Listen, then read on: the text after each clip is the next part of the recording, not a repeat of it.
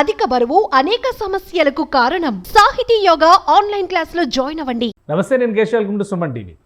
కేంద్ర ప్రభుత్వం జమిలి ఎన్నికల దిశగా ఒక్కొక్క అడుగు ముందుకు వేస్తుంది. అయితే ఎన్నికలు ఎప్పుడు వస్తాయనేటువంటి ప్రశ్నకు మాత్రం సమాధానం దొరకట్లేదు. అనూహ్యంగా సోమవారం నాడే పార్లమెంట్లో ప్రవేశపెట్టాల్సినటువంటి బిల్లు జాప్యం జరగడం, మరోవైపు ఈ జమిలి చట్టం కనుక రూపొందితే ఎప్పటి నుంచి ఎన్నికలు జరుగుతాయనే అంశంపైన విపక్షాల నుంచి పరస్పర భిన్నమైన అభిప్రాయాలు రావడం. ఈ నేపథ్యంలో కేంద్ర ప్రభుత్వం వెనకడుగు వేసిందా లేదా 1-2 రోజుల్లో ఈ బిల్లు ప్రవేశపెట్టబోతా? ఒకవేళ ప్రవేశపెడితే టర్మ్స్ అండ్ కండిషన్స్ ఏ విధంగా ఉండే అవకాశం ఉంది? ఈ అంశాలను విశ్లేషించేటువంటి ప్రయత్నం చేద్దాం. మనతో పాటు బీజేపీ అధికార ప్రతినిధి రవికిరణ్ గారు. రవికిరణ్ గారు నమస్కారం. నమస్కారం సార్ కేశవ్ గారు. రవికిరణ్ గారు, ఈ జమిలి బిల్లు, జమిలి చట్టం అనేది ఇప్పుడు కాదు, 2017-18 నుంచి కూడా చాలా చర్చ జరుగుతున్నటువంటి అంశం.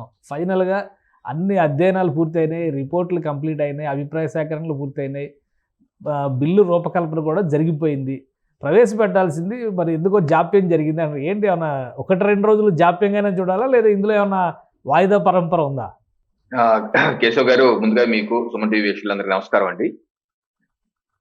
జమిలీ ఎన్నికలు గురించి ఇప్పుడు 2017-18 నుంచి కాదు కేశవ్ గారు, ఇది గత 4 దశాబ్దాలుగా దేశంలో చర్చ జరుగుతుంది. ఇటీవల నేను కొన్ని డాక్యుమెంట్స్ చూస్తే కేశవ్ గారు, Election Commission of India report, ఇది వార్షిక నివేదిక 1983, 1883లో Election Commission of India online లో ఉంది, వీక్షకులు ఎవరన్నా చూడండి. దీనిలో పేజ్ నెంబర్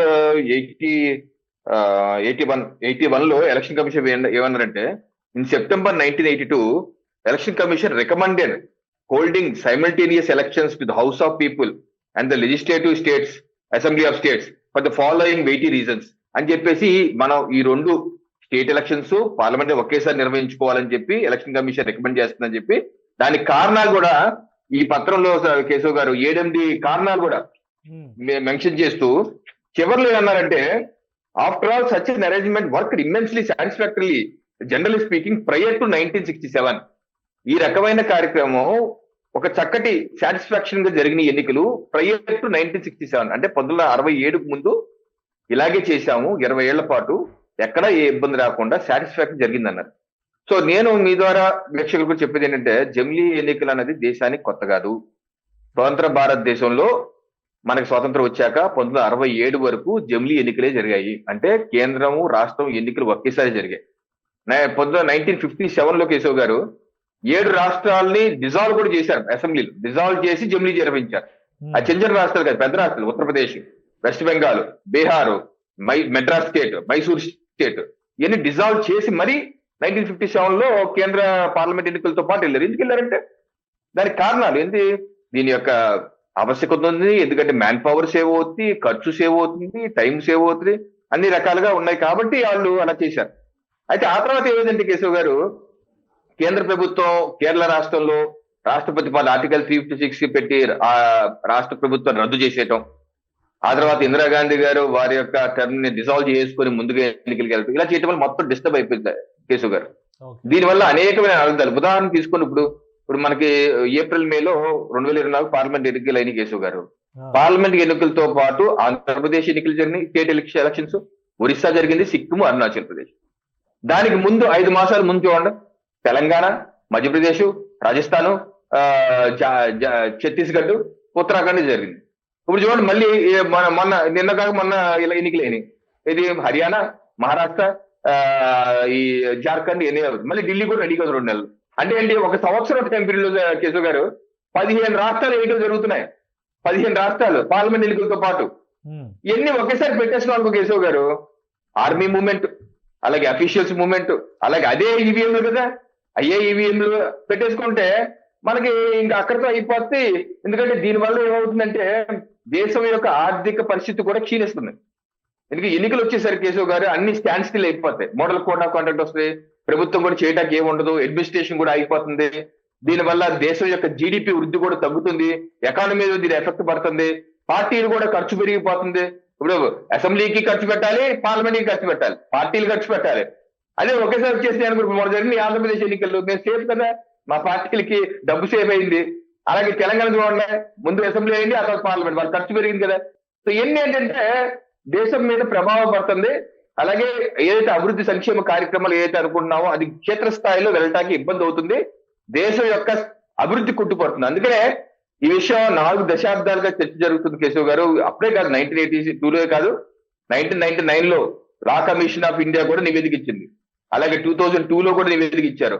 అలాగే 2015లో పార్లమెంటరీ కమిటీ కూడా రికమెండ్ చేసింది. కానీ ఇవన్నీ రికమెండేషన్స్ దశాబ్దాలుగా జరుగుతున్నప్పటికీ యాక్టివ్ ప్లాన్ తీసుకొచ్చింది మాత్రం 2017-18 నుంచే తీసుకొచ్చింది. మోడీ గారి గవర్నమెంట్ హయాంలోనే చర్చ నడుస్తూ ఉంది. అదే సమయంలో తెలంగాణలో మళ్ళీ 6 నెలల ముందస్తు ఎన్నికలు జరగడం, తెలుగు రాష్ట్రాల్లో ఒకేసారి జరిగే ఎన్నికలు మళ్ళీ 2గా స్ప్లిట్ అవ్వడం, ఈ 2 ఎలక్షన్స్లోనే మనం చూసాం. ఇప్పుడు ఫైనల్గా ఇప్పుడు ఆంధ్రప్రదేశ్కి ఎలా అయితే జాతీయ స్థాయిలో సార్వత్రిక ఎన్నికల్లో ఏపీ ప్రజలు కూడా ఓటు వేస్తారు, 2 ఓట్లు ఒకేసారి. సో దేశమంతా కూడా ఒకేసారి 2 ఓట్లు వేసేటువంటి విధానానికి బీజేపీ లేదా ఎన్డీఏ ప్రభుత్వం అంకురార్పణ చేయబోతుందా? దీనిపైన ఏమైనా స్పష్టత వచ్చిందా? ఎందుకంటే సైమల్టేనియస్ ఎలక్షన్స్లో లోకల్ బాడీ ఎలక్షన్స్ కూడా ఇంక్లూడ్ చేశారు మొదట. ఇప్పుడు లోకల్ బాడీ ఎలక్షన్స్ కాదు, అసెంబ్లీ అండ్ పార్లమెంట్ ఎలక్షన్స్ మాత్రమే అంటున్నారు. సో ఆ విధంగానే ముందుకెళ్లే ఛాన్సెస్ ఉన్నాయా? మీరందరూ నిజమేనండి. ఇప్పుడు మోడీ గారి ప్రభుత్వం వచ్చాక దీని మీద గట్టిగా విస్తృతస్థాయి చర్చ గత దశాబ్ద కాలంగా జరుపుతున్నారు. 2017-18 మీరు అన్నట్లుగా. ఆ తర్వాత ప్రధానమంత్రి నరేంద్ర మోడీ గారు కూడా 2019లో ఎన్నికలు అయిపోయిన తర్వాత ఆల్ పార్టీ మీటింగ్ కూడా కాల్ఫర్ చేశారు. ఆయన కూడా అనేక మీటింగ్లు కూడా చెప్తున్నారు. దీనికి ఒక అడుగు ముందుకు వేసేసి సెప్టెంబర్ 2023 హై లెవెల్ కమిటీ మాజీ రాష్ట్రపతి రామ్నాథ్ కోవింద్ గారి ఆధ్వర్యంలో హై లెవెల్ కమిటీ ఏర్పాటు చేసి దానిలో ప్రతిపక్ష నేతలు, లోక్సభ రాజ్యసభ ప్రతిపక్ష నేతలు, అలాగే రాజ్యాంగ నిపుణులు, అలాగే వివిధ విజిలెన్స్ కమిషన్ మాజీ చైర్మన్లు, ఇలా 16 మంది కమిటీ వేసి కేశవ్ గారు దేశవ్యాప్తంగా 191 రోజులు తిరిగి వివిధ వర్గాల నుంచి ఇన్పుట్స్ తీసుకొని 65 మీటింగ్లు పెట్టి, అలాగే వివిధ రాజకీయ పక్షాలకు కూడా వారి అభిప్రాయం చెప్పమంటే 62 పక్షాలకి నోటీస్ ఇచ్చారు చెప్పమని. దానిలో 47 స్పందించాయి, 32 సానుకూలంగా, 15 పార్టీలు వ్యతిరేకంగా, కొన్ని పార్టీలు స్పందించలేదు. సో ఇలా పూర్తి నివేదిక 18,000 పేజీలు. దీనిలో అన్ని క్షుణ్ణంగా ఉన్నాయి కేశవ్ గారు. ఏ రకంగా మీరు అన్నట్టు ఫేజ్ 1, ఫేజ్ 2. ఫేజ్ 1లో స్టేట్ సెంట్రల్ ఒకేసారి పెట్టాలి. ఫేజ్ 2లో 100 రోజుల తర్వాత లోకల్ బాడీ ఎలక్షన్స్ కూడా ఒకేసారి చేయాలని చెప్పి అన్నారు.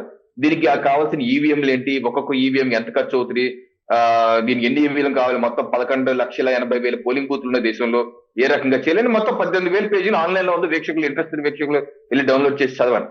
అయితే ఇప్పుడు ఒక ఫేజ్ కి వచ్చేసాం. ఇప్పుడు మొన్న మేము ఎలక్షన్ మా యొక్క మేనిఫెస్టోలో 2024 మేనిఫెస్టో, బీజేపీ మేనిఫెస్టో, జాతీయ స్థాయి మేనిఫెస్టో, దీనిలో మేము స్పష్టంగా పేజ్ నెంబర్ 55లో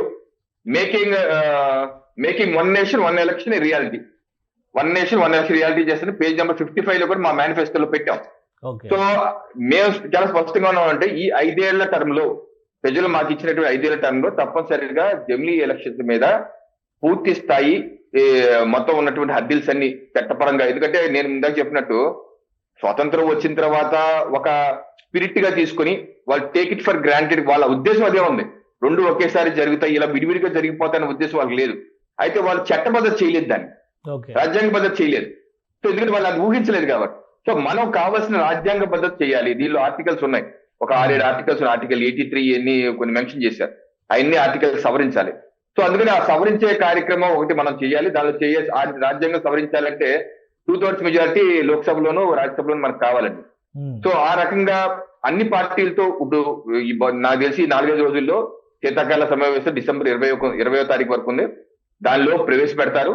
ప్రవేశపెట్టాక దీన్ని విస్తృత చర్చ జరిగే విధంగా జేపీసీకి పంపించే అవకాశం ఉంది.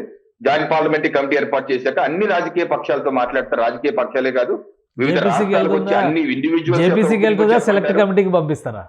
అంటే నాకున్నటువంటి సమాచారం ఏదైనా చూద్దాం ఏమవుతుందో, బట్ నాకున్నటువంటి సమాచారం ప్రకారం అయితే జేపీసీ అంటున్నారు. అది ఏమవుతుందో మరి జేపీసీ అంటే ఇప్పుడు ఆల్రెడీ ఇండియా కూటమి వ్యతిరేకిస్తుంది. ఇండియా కూటమిలో ఉన్న పార్టీలు కూడా దీనికి బాహాటంగానే వ్యతిరేకత వ్యక్తం చేస్తున్నాయి. పాస్ అవడానికి అవకాశం ఉంటుందా, లేదా మహిళా రిజర్వేషన్ బిల్లు లాగా 20 ఏళ్ళు 30 ఏళ్ళు పెండింగ్ లో ఉండే అవకాశం ఉంటుందా? ఇప్పుడు నాకు అర్థం కాదు ఏంటంటే ఈ కాంగ్రెస్ కమ్యూనిస్ట్ ఎందుకు వ్యతిరేకిస్తున్నారు ఇది? ఎందుకంటే 1967 ముందు వాళ్ళే కదా, కాంగ్రెస్ కమ్యూనిస్టులే కదా ఎగ్రీ అయ్యి ఈ యొక్క విధానం చేసింది. వాళ్ళు ఏమంటారు, వాళ్ళ వాదన ఏంటి? ఇది అప్రజాస్వామికం, సమాఖ్య స్ఫూర్తికి విరుద్ధం, ఇది డిక్టేటర్షిప్ అన్న. మరి జవహర్లాల్ నెహ్రూ గారు డిక్టేటరా?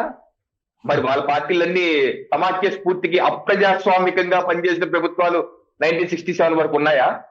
అసలు వాళ్ళు అనే దాంట్లో లాజిక్ ఏంటో నాకు అర్థం కావట్లేదు. ఓకే. అలా చేస్తుంటే మరి జవహర్లాల్ నెహ్రూ గారిని మరి ఏ రకంగా అంటే ఇప్పుడు ఆ పార్టీలు వ్యతిరేకించినా పాస్ ఓవర్ అవడానికి అవకాశం ఉందా?